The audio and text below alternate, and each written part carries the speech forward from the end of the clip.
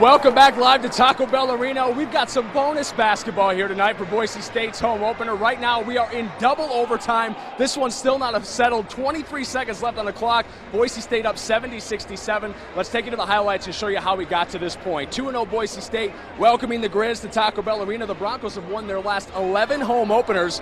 Both teams looked a little sluggish out of the gates, but Nick Duncan hits a triple here. It's the Broncos' first field goal of the night, and they wouldn't have another one for a while. On the other end, Mario Dunn drives and scores in the land of the trees. Then Jordan Gregory connects from distance. 13-7 Montana in front, and it got worse. A little bit later, Jermaine Edmonds, no relation to Michelle, I think, gets nothing but net on another three ball. Leon wants a timeout, and he is not happy.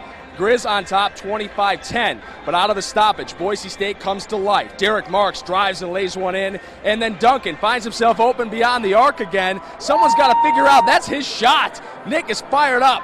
Next Montana possession, the big fella calls in the SWAT team. Everything runs on Duncan. That led to a Drmic triple. The Broncos still trailed 30-20 at halftime, though, but they'd shoot themselves back into it. A three-point parade. Drmic hits one here to cut the deficit to just 2. The rest of the second half was a mess of questionable foul calls. Rice and Duncan both got teed up, but all that's important is that the Broncos and Grizz were tied at 51 apiece in the final seconds. The last shot for Derek Marks for the win, but it's no good. That forced overtime. They were tied after one overtime. Nick Duncan and Anthony Drmic took over from there. Come back out to the live shot if we could, if my director can hear me in the studio.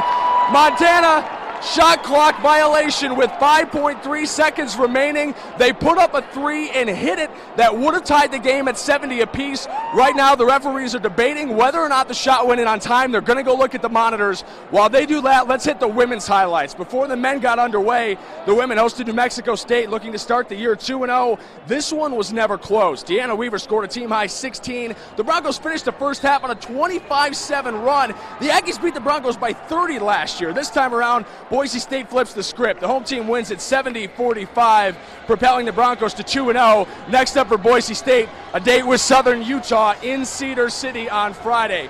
Back live here at Taco Bell Arena, 70-67, 5.3 seconds left.